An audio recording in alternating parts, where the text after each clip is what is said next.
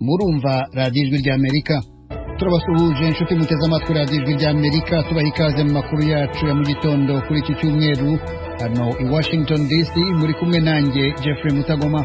Amakuru yacu turahera ku yo mu karere k'ibiyaga bigari bya Afurika, nyuma turaza gukomereza ku kiganiro ejo mutegurwa n'urubyiruko rwo mu Rwanda, naho guhera isaa 12 ni ikiganiro dusangira ijambo nk'uko bisanzwe buri cyumweru. Amakuru yacu tuyahere mu Rwanda, aho ishyaka Dalfa Umurinzi n'ishyaka PS Imberakuri yombi atavuga rumwe na leta y'u Rwanda aherutse gusohora itangazo avuga ko ashima ko umukuru w'igihugu yemeye ko hari abahutu bapfuye mu mwaka w'1994 mu kiganiro aherutse kugirana n'ikinyamakuru The Independent cyo mu Bwongereza.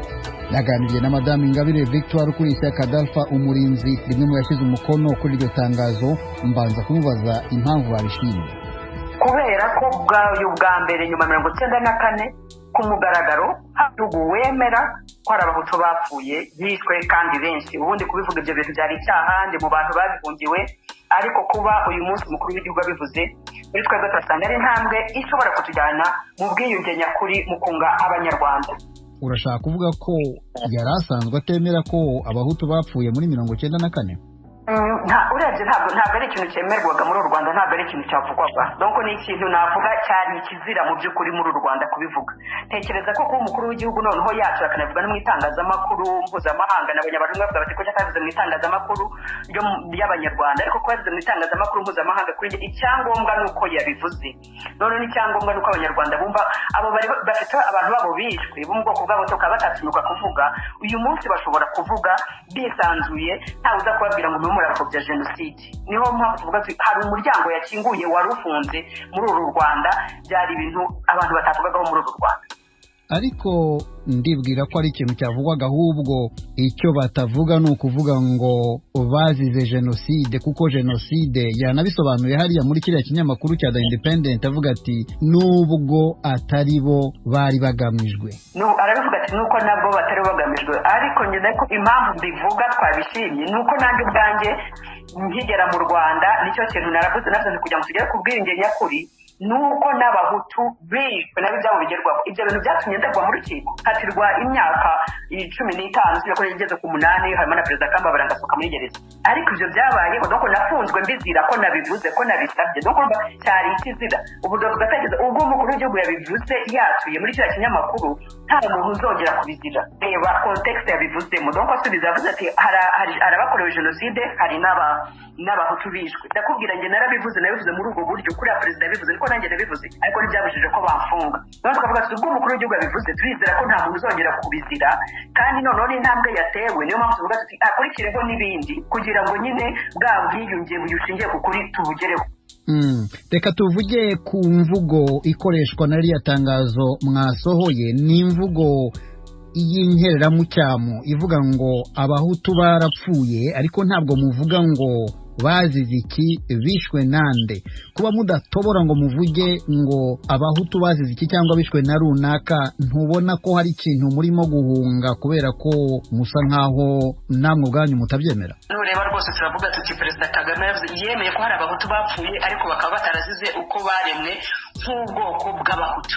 Bishwe nande tukavuga ukuntu na kare Abanyarwanda hari abakomeje guharanira yuko kuva mu kwakira FPR y'u Rwanda ko hari abahutu bagiye bicwa, b'abahutu nabo bapfuye. Ubundi havugwagwa Abatutsi gusa, ariko kuvuga aba bantu ababishyiraga barazwi. Nitujya muri raporo za ONU uzasanga nshobora kuvuga nimero y'iyo raporo kugira ngo bajya mu gihugu bajya no kwireba. Ni raporo ifite nimero S/1994/14/005.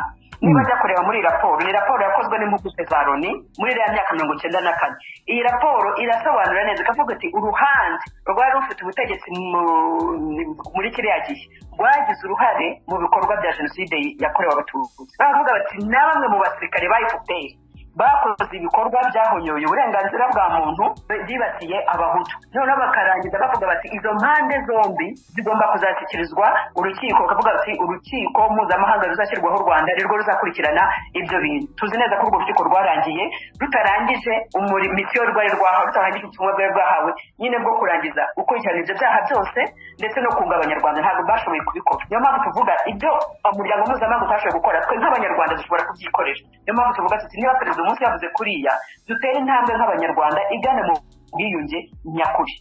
ni ukuvuga rero ko iyo raporo y'umuryango w'abibumbye ivuga mwebwe nko mu ishyaka Dalfa no mu ishyaka uwo mwasinyanye urwandiko PS Imberakuri mwemeza ko abahutu bishwe n'abasirikare ba FPR kiriya gihe.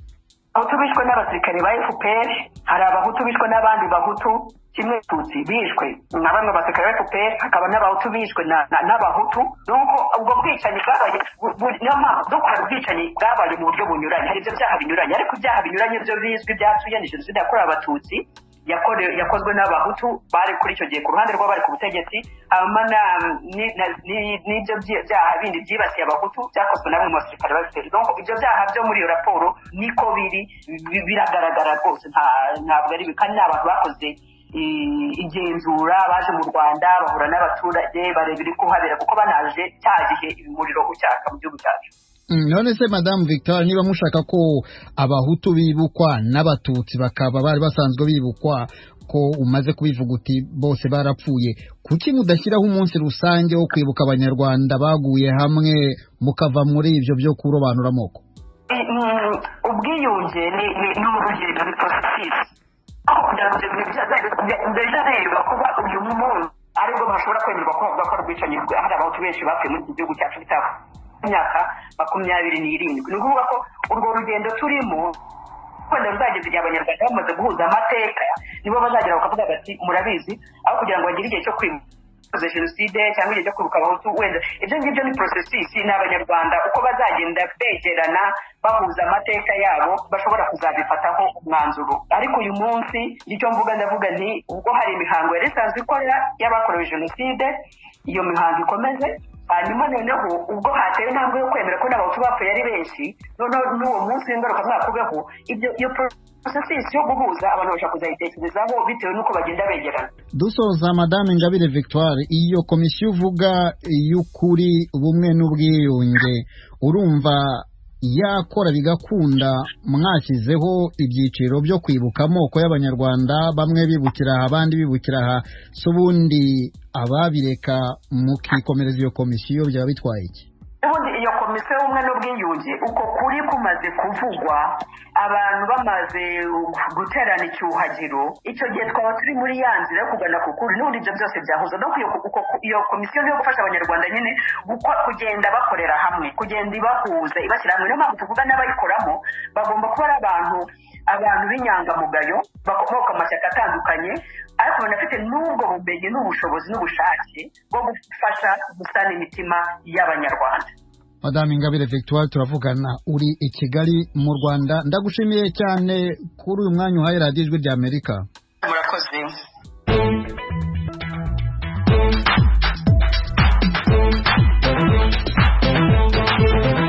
Guhera kuri iki cyumweru Ijwi ry'Amerika bateguriye urukurikirane rw'ibiganiro twahaye akazina Agasaro Kaburaga. Mama amaze gupfa ntabwo twigeze twongera kubana kubera ko baratugabagabanye, nyine imiryango yagiye itugabana. Ni ikiganiro kigamije gufasha imiryango yishakisha abana bashakiwe ababyeyi babarera mu bihugu by'Uburayi. Buri mwaka nahoraga muri ibyo bintu, nageza nkananirwa nkasamwicuza, natuza bikanga kongera bigasa naho kamere hagurutse nkongera nkwirukanka gutyo ubu niho navuga ngo mbonye agahinda. Agasaro Kaburaga ni ikiganiro gishamikiye kuri muri Isanga buri cyumweru guhera saa 10 ku isaha yo mu Rwanda no mu Burundi. Ikiganiro mugezweho nanjye Venuste Nshimiyimana. Kuva mu Rwanda tujye muri Tanzania. Leta ya Tanzania n'u Burundi byasinye amasezerano y'ubufatanye mu byerekeye diplomasi, ubukungu, ubucuruzi no kubungabunga umutekano.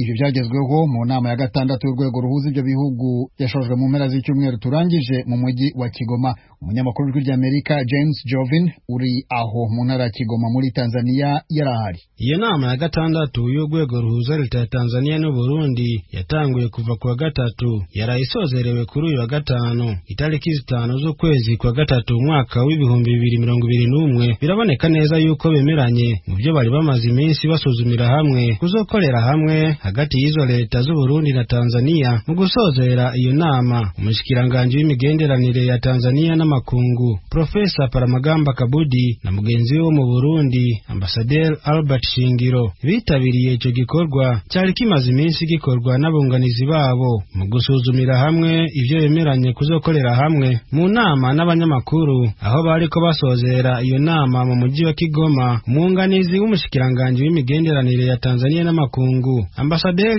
Brigadier General Wilbert Ibuge yavuze yuko igihugu ca Tanzania n'u Burundi vyasinye amasezerano yo kuzokorera hamwe ubijanye na diplomasi, inzego z'ubukungu, ubucuruzi hamwe no kubungabunga umutekano. Waheshimiwa mawaziri, katika majadiliano pande zote mbili zilipitia utekelezaji wa yatokanayo na kikao cha 5. Banyakubahwa abashikiranganje, mu byo twasuzumiye hamwe twatanguriye aho twasozereye mu nama ya gatanu, hanyuma twinjiza bishasha ivyo twongeye kandi muza gusinya uyu munsi no kubandanya dufashanya n'u Burundi kubijanye na diplomasi. Icya kabiri nibijanye no kubungabunga umutekano, inzego z'ubukungu cyane cyane mu by'ubucuruzi. Tuzobandanya kandi gufashanya mu bijanye n'iterambere n'ibindi byose bireba ubuzima bw'abanyagihugu byo bazanira amajyambere. Kuendelea kuimarisha ushirikiano kwenye masuala ya kijamii ambayo kimsingi yanagusa moja kwa moja maisha ya kila siku ya raia wa nchi zetu mbili. Umushikiranganje w'imigenderanire y'u Burundi n'amakungu Ambassadeur Albert Shingiro muri iyo nama yasavye igihugu ca Tanzania gushira mu ngiro ivyo bemeranye kugira batangure gukorera hamwe mu nyungu y'abanyagihugu b'ivyo bihugu vya Tanzania no Burundi. Vous savez tous ici que nos deux pays sont naturellement très riches, mais jusque-là nous ne tirons pas profit de nos richesses comme il le faut, parce que nous avons été distraits par ceux qui avaient l'intention de piller éternellement nos richesses en nous faisant endormir. Maintenant que nous sommes éveillés, nous sommes plus que jamais déterminés de nous émanciper de la mentalité de compter toujours sur l'extérieur dans l'exploitation de nos ressources naturelles. Nous remercions nos leaders visionnaires du Burundi et de la Tanzanie qui ont pris le taureau par les cornes depuis l'arrivée au pouvoir et qui ne cessent de nous éclairer sur la voie à suivre dans l'exploitation rationnelle et optimale de nos ressources naturelles. Ku ruhande rw'umushikiranganje w'imigenderanire ya Tanzania n'amakungu Profesa Paramagamba Kabudi yavuze yuko igihugu ca Tanzania kuzobandanya gushigikira ubucuti buri hagati y'ivyo bihugu bibiri kuva kera, kandi amasezerano bemeranye azofasha cyane mu nzego z'ubukungu bw'ibihugu by'u Burundi na Tanzania hamwe no guteza imbere abanyagihugu babyo. Jitihada zote hizi za serikali haziwezi kufanikiwa kama Tanzania haitashirikiana na nchi nyingine. Umwete wose leta ya Tanzania ifite naho woshika idafashanije n'ibindi bihugu. Tanzania idahimirije abanyagihugu bayo kunyarukira mu yandi makungu kuja gucuruza ntaco yoba iriko irakora. Iyi nama y'urwego ruhuza Tanzania no Burundi ifite akamaro kanini ku bihugu byacu. Kuri aya masezerano turiko turasinya ibi dushize mu ngiro kandi tubanjirije ko ni bikeyi. Uko tuzobandanya dufashanya niko tuzobandanya dushira mu ngiro n'ibindi byinshi bikiri inyuma kugira duteze imbere abanyagihugu bacu n'ibihugu byabo. Na kadri tunavyoimarisha ushirikiano katika maeneo haya tutaendelea kuainisha maeneo mengine mapya. Kigoma, uburengerazuba bw'igihugu cha Tanzania. James Jovini kubwijwi rya Amerika. Mukomeje kumva radio ijwi rya Amerika ivugira i Washington DC mu Kirundi no mu Kinyarwanda. Ubu tugeze mu mwanya wahariwe ikiganiro ejo cy'urubyiruko rwo mu Rwanda. 104.3 FM ijwi rya Amerika niyo uteze amatwi. Nanjye nkaba nguhaye ikaze mu kiganiro ejo mutegurirwa kandi mukasubizwaho n'umuryango Ejo Youth Echo ukoresha itangazamakuru mu kwimakaza umuco w'amahoro mu Rwanda no mu karere k'ibiyaga bigari. ni ikiganiro mukurikira mu masaha nk'aya gihagarariwe na Nigena Roger naho Mizero Crispin akaba ari ku buhanga bw'ibyuma. Njye mugiye kubana mbagezeho iki kiganiro nitwa Nicole Giraneza. Kurikira ijwi ry'urubyiruko mu kiganiro ejo. Zimwe mu mpamvu zituma umusore n'umukobwa basiga iwabo bagahitamo kubana nk'umugore n'umugabo harimo no kuba bakwagura umuryango bakabyara abana. Mu kiganiro ejo cy'uyu munsi rero tugiye kuganira ku kuboneza urubyaro ariko twibanda ku buryo bukoreshwa n'abagabo mu kuboneza urubyaro. Ubusanzwe hari uburyo bwo kuboneza urubyaro burimo ibice bibiri by'ingenzi. Hari uburyo bukoresha imisemburo nk'ibinini ndetse n'inshinge, hakaba n'ubudakoresha imisemburo. Uburyo bukoresha imisemburo usanga aribwo bwitabirwa cyane kuko bwizewe ku gipimo cyo hejuru kurenza ubudakoresha imisemburo. Imyumvire y'abagore n'abagabo ku bijyanye no kuba abagabo baboneza urubyaro hakoreshejwe uburyo bwo kwifungisha burundu, abagabo n'abagore twaganiriye dutegura iki kiganiro ejo babifiteho imyumvire itandukanye. Mu bitekerezo twegeranyirijwe na mugenzi wacu Noel Manishimwe by'abaturage bo mu bice by'imirenge ya Rwinkwavu mu karere ka Kayonza ndetse no mu karere ka Kirehe, hari abagore bavuga ko byaba ari byiza umugabo aboneje urubyaro kuko yaba aruhuye umugore. Hakaba n'abandi ariko bumva ko ubwo buryo bwo kuboneza urubyaro ku bagabo ari amahano. Ntabwo nabyemera. None se twarabyaye nk'abana 2 cyangwa 3 bakaramuka bapfuye, ubwo ntazishumbuje.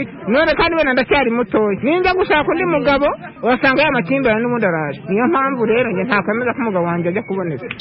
Nanjye nabyemera akaboneza ariko abagore zikuntu natwe tuvunika. Reka rero mubwire kuboneza urumva ni amahirwe kimwe n'ibindi. Ngewe rwose kubera nabonye umugabo waboneje bakamuca umutwe, ntabwo nakwemera ko umugabo wanjye aboneza. Ninjye wabikora.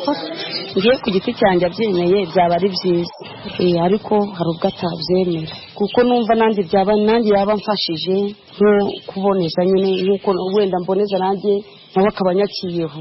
Wapi ntabwo ibyo byabaho. Hari igihe nyine mwabyara wenda nk'abana nka 2 akarufungisha burundu abana bakaba baragucitse, ubusa abandi wabakura he?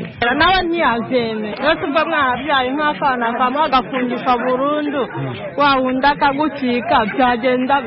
Ntago nakemera ko umugabo wanjye yikonesha rwose kandi nshaka kubyara. Reka mfite uburenganzira bwo kugenda nkiteza urushinge rw'imyaka 5. Noneho ya myaka 5 yashira yenda nimba nabyaye na babandi 2 cyangwa 3 Imana aribo yangeneye nkacira kuri abo ngabo, ariko nta burenganzira umugabo afite bwo kujya kwikonesha. Bivanye n'ubwumvikane bw'umugabo wanjye namureka ku bwumvikane bwacu twese numva ntacyo bitwaye akifungisha burundu kubera kugira ngo tubashe gushyikira iterambere ryo twifuje. Barakoze aba bagore mu karere ka Kayonza na Kirehe. Ku rundi ruhande hari n'abagabo bumvikana nk'abamaganira kure ibyo kuboneza urubyaro kuri bo hakoreshejwe uburyo bwo kwifungisha burundu buzwi nka vasectomy. Bamwe baravuga bati ni ukubaca umutsi, icyakora hari n'abandi bavuga rwose ko ntacyo bitwaye ndetse ko bo bifuza kuba baboneza urubyaro muri ubwo buryo. Reka tubumve nabo. Urunda karaka n'icyaci abe cyarumva Imana kikubabarira ko ndabonera umwanya cy'inyuma arabyaye usoma namurenganya ubundu cyo kwa cyo wenda yaraboneje azongera akabyara ntaribe azwo mboneje babana ko babyanye bagapfa byagenda ntabwo nabyemera rwose babidukangura akavuga ati Moses ukwiye kwifungisha nje nabikora byose bakabikemura rimwe. Icyambere nuko nzakora akazi ariko nta bana ngewe numvize isanyire abakobwa n'abahungu ndabafite. Ngiye ko baguca umutsi nawe uri umuntu w'umugabo kugira ngo azaguca umutsi byiteka kwiteka. Umuntu afite imyaka wenda 30 ufite 30 afite wenda 30 nawe se 30 baguca umutsi zagera imyaka 40 kuri ababyara b'abagabo na 50 uzabaho ngucyo uwo ntawe undi mwana azakenera ko bana byara. Guca umutsi ntabwo mbyemera. Uramutse uciye umutsi se abana banye mfite bose bagapfa nasigara niki? Nazongera kubyara se ubwo byari burundu, ubwo no gupfa nkahambishwa ikara. Ibaze nawe umugore yabyaye hanze kandi uri umugabo, ubwo se ukiri umugabo mu rugo nta kibazo rwose kuko ari gihe ugira gutya umugore wawe akarwara ibibyimba mu nda, akarwara n'ibiki byose ugasanga ahora arwaragurika kubera ibinini bya unapo cyangwa seziranshinge. Rero muramutse muzanye guca umutsi niba ntacyo byatwara abagabo twabyubahiriza rwose twabikora. Nanjye naruboneza rwose. Ikibi nuko nawe ntarabyaye icyo gihe habyara abandi ngewe nabireka kubyara. Abagabo rwose mu duca imitsi rwose tubyara abantu bakeya. Uruhare rwanjye ntabwo naboneza urubyaro bitewe n'uko bafunze burundu, ariko umudamu bamushyira muri onapo bakamutera agashinge k'imyaka 5 cyangwa akarya ibinini imyaka 5 akaba kongera akabyara aho ugiye bavuge buruje ntabwo najemera anone burundu ntabwo byaba byiza ntabwo ari byiza gufunga burundu umugabo abagore bagomba gufunga urubyaro n'amagabo gufunga urubyaro ese kuki twakumva ko ibyo bintu byose bizajya ku bagore nabo ni abantu natwe reka tubafashe. nyuma yo kumva ibitekerezo by'abagabo n'abagore nawe uduteze amatwi dusangiza igitekerezo cyawe. Ese utekereza iki ku buryo bwo kuboneza urubyaro bwo kwifungisha burundu ku bagabo? Twandikira ubutumwa kuri telefoni igendanwa ariyo 0787581411 cyangwa kuri 0728028232. Wadusanga kandi ku mbuga nkoranyambaga zacu arizo Instagram, Facebook na Twitter wandika Ejo Youth Echo mu ijambo rimwe. Kurikira ijwi ry'urubyiruko mu kiganiro Ejo. Imibare iherutse gutangazwa na Minisiteri y'Ubuzima mu Rwanda igaragaza ko umubare w'abagabo bitabira kuboneza urubyaro ikiri hasi cyane, dore ko abasaga gati 3,000 aribo bamaze gukoresha uburyo bwo kuboneza urubyaro bwa burundu buzwi nka vasectomy. Ese ubwitabire buke bw'abagabo bwaba buterwa n'iki? Dr. Sewucaca Joel ashinzwe ubuzima bw'imyororokere mu kigo cy'igihugu cy'ubuzima RBC yaganiriye na David Hitimana ku bijyanye no kuboneza urubyaro ku bagabo. Ese ni iyihe nama agira abagabo? Reka tubumve. Nitwa Joel Sewucaca, nkaba nshinzwe ubuzima bw'imyororokere muri RBC. Kugeza ubu rero imibare uko igaragara ubu turi mu bagabo 3,340 n'abandi. Twebwe twavuga ngo ntabwo ari benshi ariko nta nubwo ari bakeya kuko n'abatanga ubwo buryo bari ku bitaro ugereranije n'abatanga ubw'abadamu baba bari kuva muri community ukagera mu bitaro. Ese ubu buryo bwo kuboneza urubyaro ku bagabo ubundi bukorwa gute? Unatubwire niba nta ngaruka bugira kuko hari imyumvire ihari ko bugira ingaruka. Nta ngaruka. Ku bagore dufunga imiyoborantanga, ku bagabo tugafunga nanone imiyoborantanga. Rero ntaho bihuriye no kuba umugabo atashobora gutera urubariro cyangwa atashobora gukora imibonano mpuzabitsina nk'uko bikwiriye. Rimwe na rimwe rero kubera haza abagabo bakuze, kandi iyo uko ugenda ukura niko n'ubushake bwo gukora imibonano mpuzabitsina bugenda bugabanuka. Rimwe na rimwe bishobora guterwa n'iyo mpamvu, ariko umugabo wakoze vasectomy atera urubariro nk'uko bikwiye ndetse akanabikora ntacyo yishisha.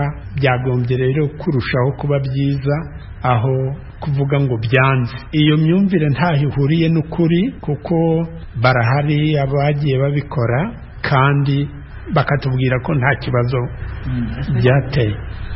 Ubu buryo bwizewe ku kihe kigero? Ubu buryo bwizewe 99 n'ibice, kuko akenshi ntabwo ari ibintu byinshi bikorwa, ni umuyoborantanga kandi umugabo akomeza gusohora nk'uko bisanzwe, ahubwo icyo tuba twafunze ni intanga, ariko amasohoro yo akomeza gusohoka ku mubare wari usanzwe kandi akatera urubariro nk'uko nabivuze. Ni ukuvuga organigenitaux ziba zikora neza nta kibazo.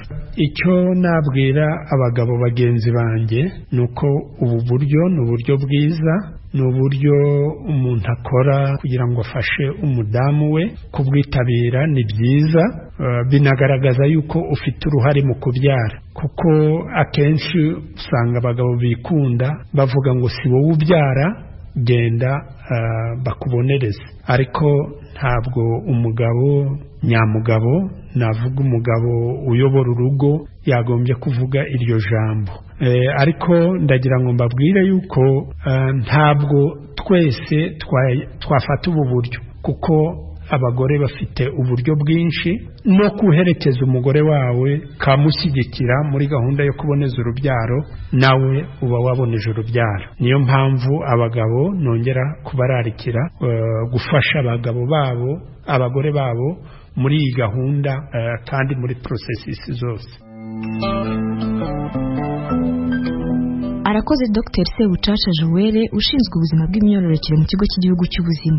Nshuti bakunze ikiganiro ejo, niyumve ko kuba umugabo yaboneza urubyaro nta ngaruka bigira ku bijyanye n'urugo rwe.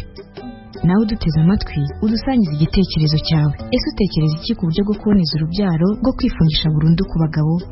Twandikira ubutumwa bugufi kuri telefone igendanwa ariyo 0787581411 cyangwa kuri 0728028232. Wadusanga kandi ku mbuga nkoranyambaga zacu arizo Instagram, Facebook na Twitter wandika Ejo Youth Echo mu ijambo rimwe. Kurikira ijwi ry'urubyiruko mu kiganiro ejo. Nubwo abantu hanze aha batumva kimwe uburyo bwo kuboneza urubyaro bwa burundu ku bagabo buzwi nka vasectomy, mugenzi wacu Marie Claire Isingizwe yaganiriye na Onesphore, umwe mu bagabo bakoresheje ubu buryo, ndetse n'umugore we Solange, maze bamubwira ko bishimira ko byatumye umuryango wabo utera imbere. Reka tubumve. Nabitekerejeho umwaka n'igice kubera ko umudamu wanjye yabonezaga urubyaro, kubera nabona ingaruka zimugeraho, arwara, cika intege, agira atakambwira ko impamvu ibitera ari uko aboneza urubyaro.